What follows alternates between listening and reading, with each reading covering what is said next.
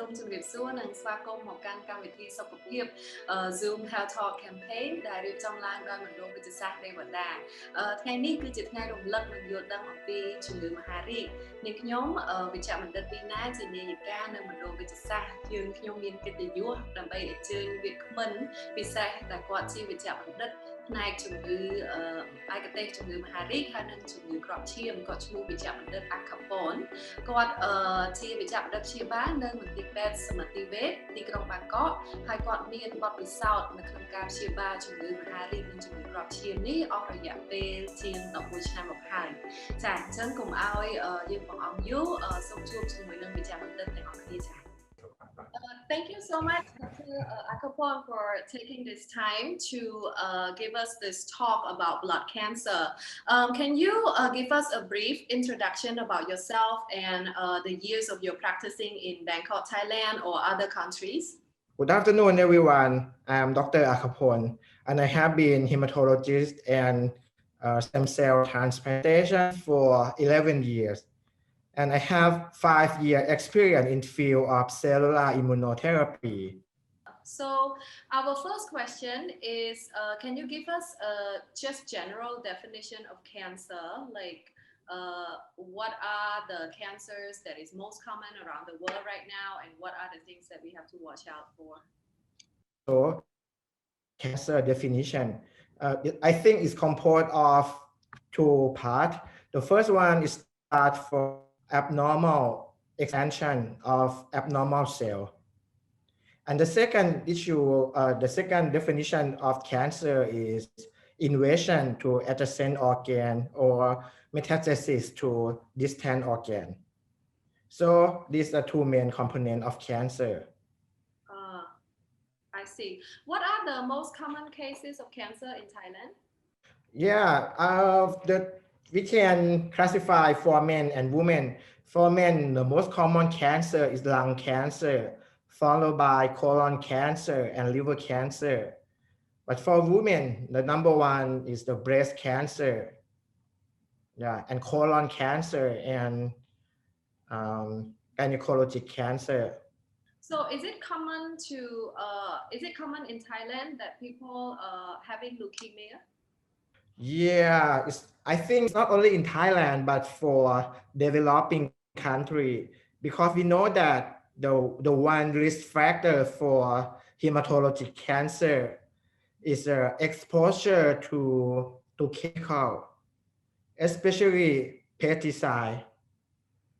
So for developing country, we export a lot, we use a lot of pesticide. So it's quite common for developing country, in my opinion.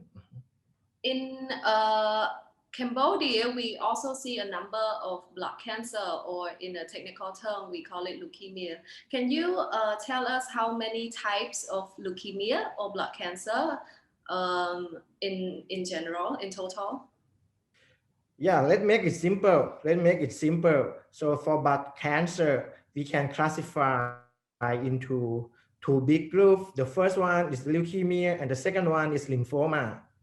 What are the difference between? So for leukemia, I think they share same character but feel different. So for leukemia, generally we talk about the cancer cell that originate from bone marrow and then travel into the blood circulation surround body.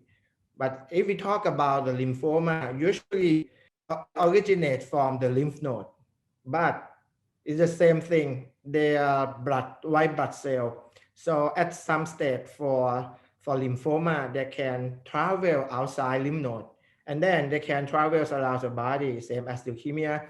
So sometimes when we want to specify the type of this blood cancer, we look at the origination of the cancer cells from lymph node or from bone marrow. So usually what are the causes of leukemia and what are the causes of lymphoma? Yeah, this is a good question. So I can tell you that the major of them is happen spontaneously. Anyway, we know some certain causes. Yeah. Everyone might know that the popular causes that we know for like 60 or 70 years ago is the exposure to radiation. Yeah, we have learned a lot from Second World War.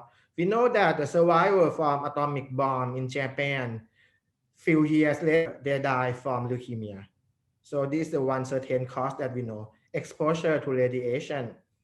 So if we expose to radiation or we have history of radiotherapy in the past, that is the one major factor for leukemia.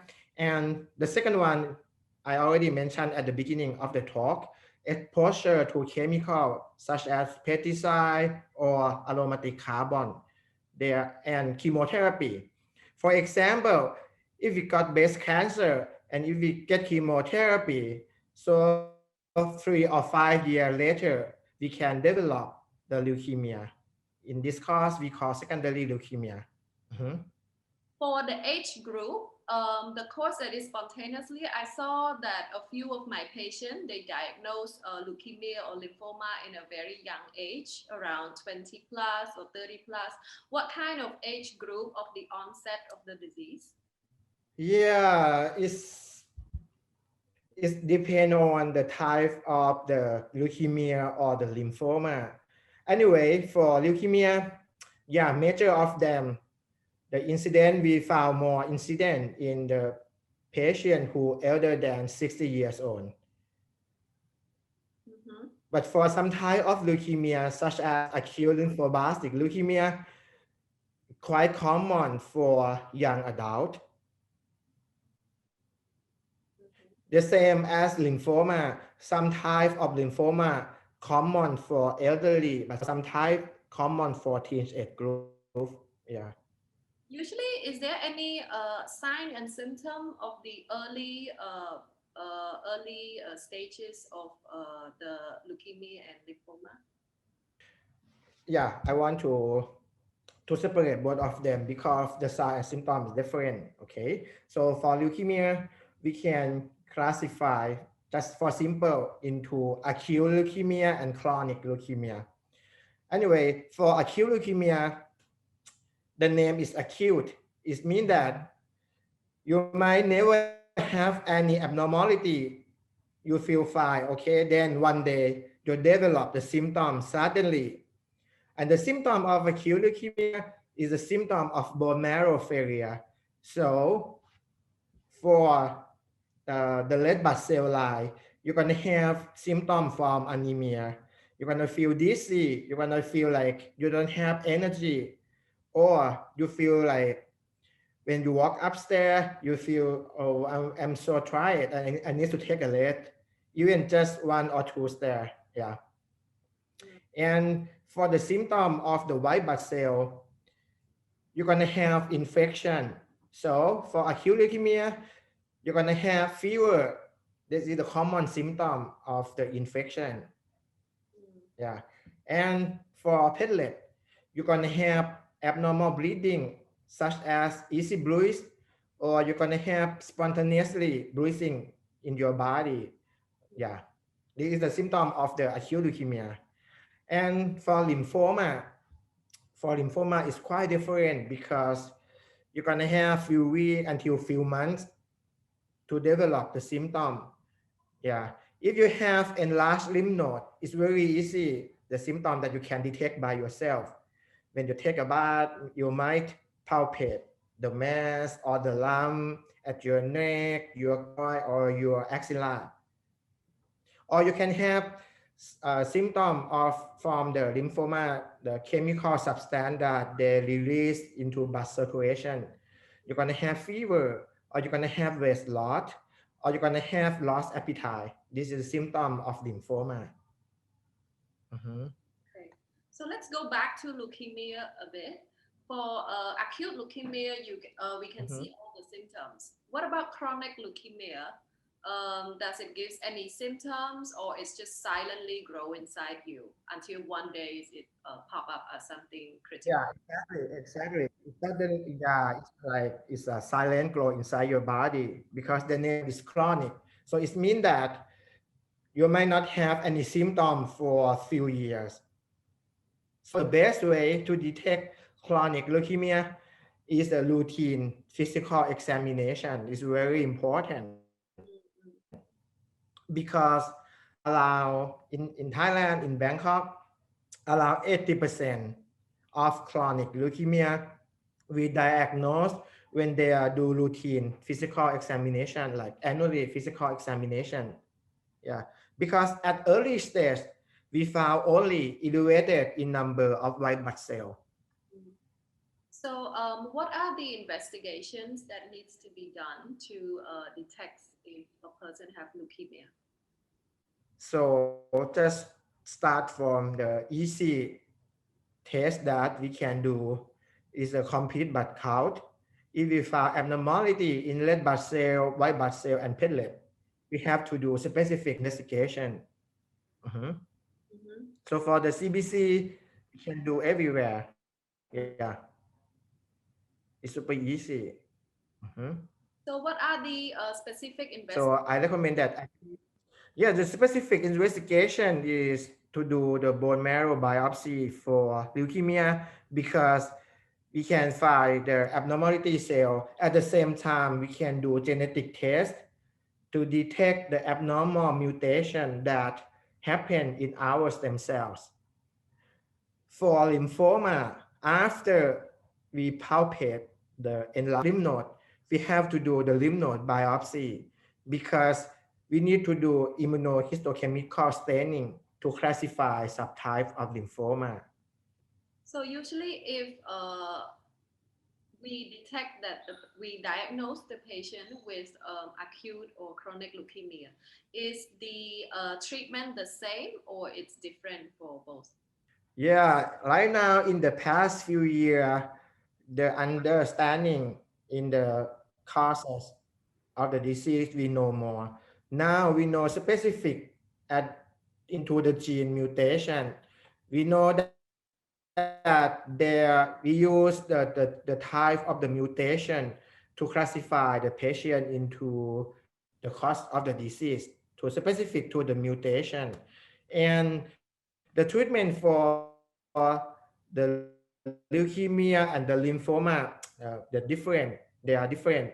At the same time, for the leukemia, we know the treatment that specific for a specific type of leukemia as well. Same as lymphoma. The treatment more specific depend on the type, the mutation, yeah, in the cancer cells. So I know that a lot of people can do bone marrow transplants. Is there any indication for bone marrow transplant if someone is fit to the transplant or someone might just need to use medication? What are the indication for that? Yeah, so for the leukemia, if the patient are fit enough and young enough, in my opinion, if they're younger than 60 years old, younger than 60 years old, with new the transplantation method that we have used, in the past few years, we will not perform the allogeneic transplantation for patients who elder than 50 years old. But right now, with new treatment protocol, you can do transplantation for like a 60 years old if they are fit enough. Mhm.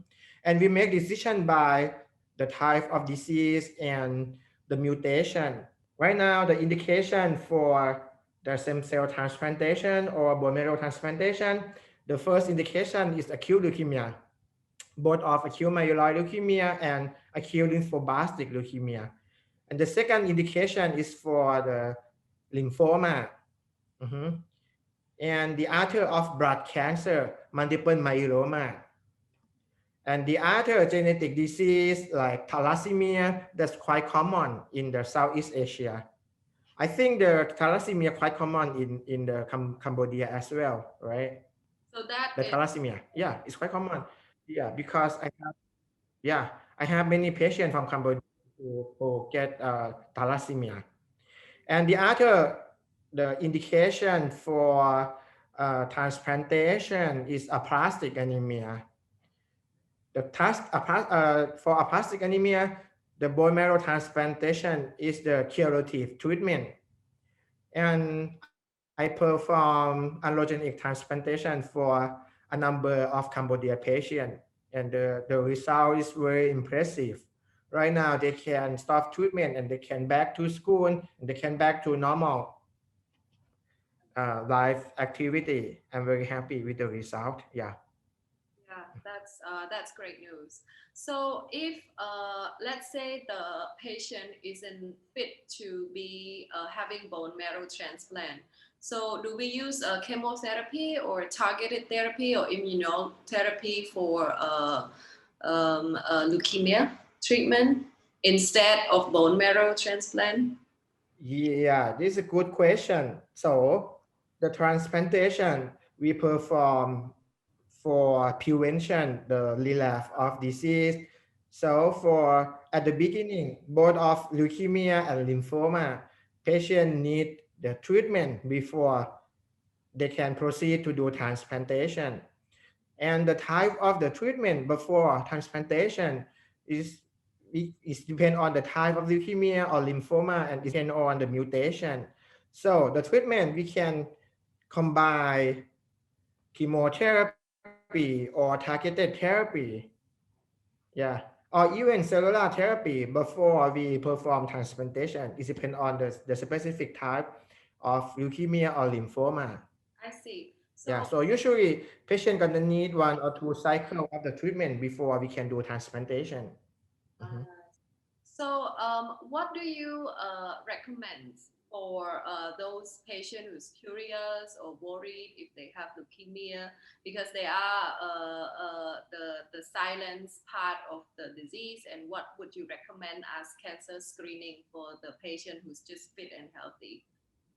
Yeah, in my opinion, it depends on the risk factor. So if you don't have any risk factor, you can just do routine blood test like the complete blood count every 6 months or at least annually 1 time per year. But if they have risk factor, such as if they got breast cancer and they get chemotherapy, so maybe they might need to do the complete blood count test every 3 or 4 months. Yeah, so it depends on risk factor. Mhm. And in my opinion, the complete blood count is very easy and you can do everywhere. Is it related to genetic? Most cancers are usually relates to genes. For example, if I have father or mother who has blood cancer, what are the percentage of the children to get it from their parents or grandparents? Yes, for some certain type of cancer, such as breast cancer or colon cancer, we know that the inherit genetic factor, but the major causes of the leukemia or the lymphoma is acquired mutation. So they are not inherited disease. Yeah, it's acquired disease. I think we have everything covered. At the end of the talk, because this is the World Cancer Day, do you have any message for the day to end our talk? Yeah, you just need to do the routine physical examination. That's very important to help you diagnose at early stage of the cancer. And yeah, I know that everyone doesn't want to get cancer, but in case that you get it, early diagnosis is very important, and then you have chance to be healed. Yeah, if you delay, if you deny, then you don't have chance to be healed. Mhm. That's great. Thank you so much, Doctor, for today's talk. And I really enjoy our conversation. And I hope that we can raise up a few more topics to talk and give our patients new hopes, updated treatments, and a few investigation or screening that needs to be done. Thank you very much, Doctor. ចាដោយដែលវិជ្ជាបណ្ឌិតបានមានប្រសាសន៍អញ្ចឹងការ screening ឬក៏ការឆែកសុខភាពដើម្បីដឹងថាតើយើងមានជំងឺមហារីកឈាមឬក៏ជំងឺមហារីកអ្វីផ្សេងៗដើម្បីឲ្យយើងអាចដឹងមុនកុំឲ្យជំងឺមហារីកហ្នឹងទៅដល់ដំណាក់កាលចុងក្រោយដែលពិបាកនៅក្នុងការព្យាបាលហ្នឹងគឺវាមានសារៈសំខាន់មែនទែនចានៅមណ្ឌលវេជ្ជសាស្ត្រដេវតាយើងមានមន្ទីរពិសោធន៍ដែលសម្រាប់រកគ្រាប់ឈាមសម្រាប់មើលតែឈាមមួយចំនួនដែលអាចជួយស្វែងរកថាតើបុគ្គលណាម្នាក់ហ្នឹងគាត់មានជំងឺមហារីកណាមួយឬក៏អត់ហើយទន្ទឹមនឹងនេះដែរមណ្ឌលវេជ្ជសាស្ត្រដេវតាក៏មានដៃគូសហការជាមួយនឹងវិជ្ជាបណ្ឌិតឯកទេសក៏ដូចជាមន្ទីរពេទ្យផ្សេងៗនៅក្នុងស្រុកហើយនិងក្រៅប្រទេសផងដែរដោយដែលយើងដឹងហើយថាមន្ទីរពេទ្យនិងវិជ្ជាបណ្ឌិតឯកទេសនៅក្នុងស្រុករបស់យើងហ្នឹងក៏គាត់មានបច្ចេកវិទ្យានិងគាត់មានការព្យាបាលដែលមានប្រសិទ្ធភាពជូនដល់ប្រជាពលរដ្ឋខ្មែរដែរប៉ុន្តែបើសិនជាក្នុងករណីដែលយើងមិនអាចព្យាបាលនៅប្រទេសកម្ពុជាបានមណ្ឌលវេជ្ជសាស្ត្រក៏មានដៃគូសហការជាមួយនឹងមន្ទីរពេទ្យសមត្ថវេទស្រាប់